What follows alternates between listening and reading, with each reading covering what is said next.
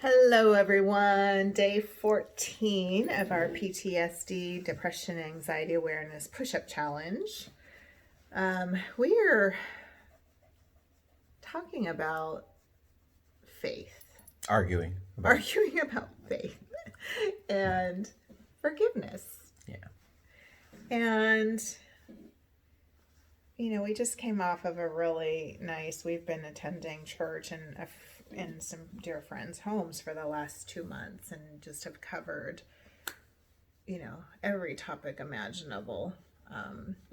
And, in light of everything that's going on, it's just been, my faith has been an extreme comfort in knowing that there is a larger plan for our life. And it helps me to have compassion and empathy for people, even though I don't agree with their viewpoints. And even though, on an intellectual level, I could discount their views and make them wrong for their views. But in the larger scheme, I believe that we're all the same.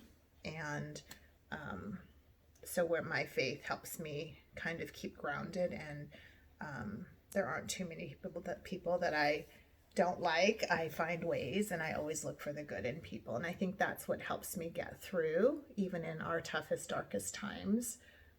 When we have felt hurt, extremely hurt by people, I know that there is a larger spirit. There's a lesson to be learned. There is another level of healing and forgiveness that I have to go through in my own process, not just forgiving them, but forgiving, like learning to forgive regardless of them. That makes sense. Yeah, well, so the way that I look at it is is that a lot of times if you grew up in any kind of a pop culture, or even if the messages around faith were part of your church, it's always posed as something that you're giving to the other person, right? Well, I forgive you, right? And they're supposed to have gratitude for that, and this whole thing. And then, but that perspective sometimes keeps us from actually releasing and forgiving because we're not ready to give it to someone else. So part of this process of what we're dealing with, PTSD, anxiety, etc., is really about self-care and self-healing. So I don't hold a grudge because I'm selfish. Yeah, I forgive people because I'm selfish. What I mean by that is that I'm the one who's paying the price for the anger and all the enmity and all the negative thoughts that I have. The other person has no idea. My mom used to say, what she thinks of me is none of my business. So in the same token, rather than saying, hey, I'm going to forgive you and you should be grateful, I say, I forgive you regardless of whether you're grateful, because I'm not going to hold that negativity and that darkness energy in my system.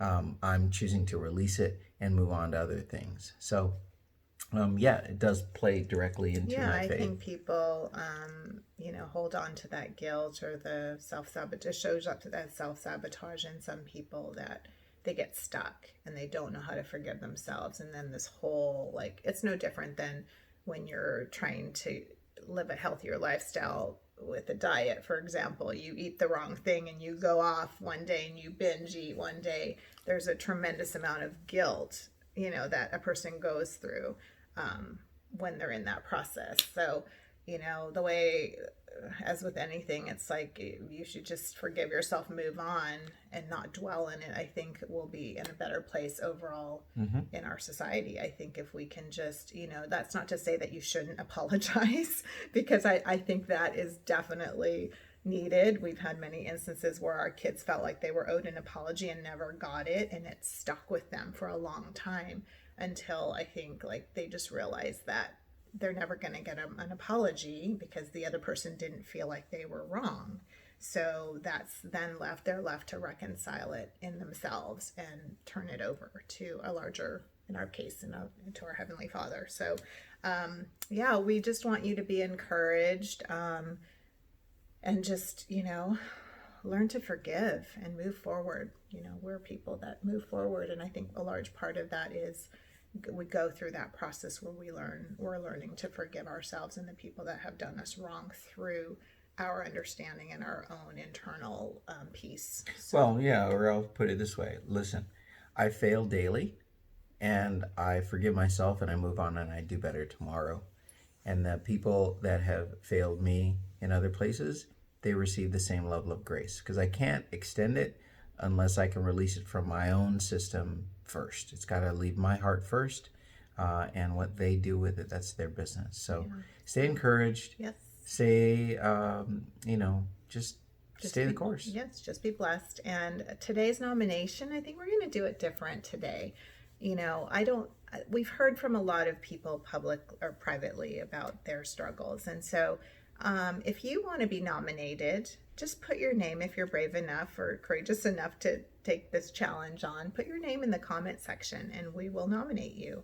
And even if that means that you're just silently doing the push-ups, I think the first step of healing is acknowledgement. And just by you putting your name in, that just shows that you're ready to take that next step in your own healing. So, and remember, it's not about the push-ups. No, it's not. Right? It's about getting stronger every day, and just putting in the work, no matter how little or how much you can. Yes. All right? So All right. we're going to do our 25. Okay.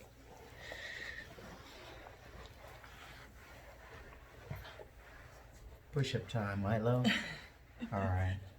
1, 2, 3, 4, 5, 6, 7, 8, 9, 10, 11, 12, 13, 14, 15, 16, 17, 18, 19, 20, 21, 22, 23, 24, 25.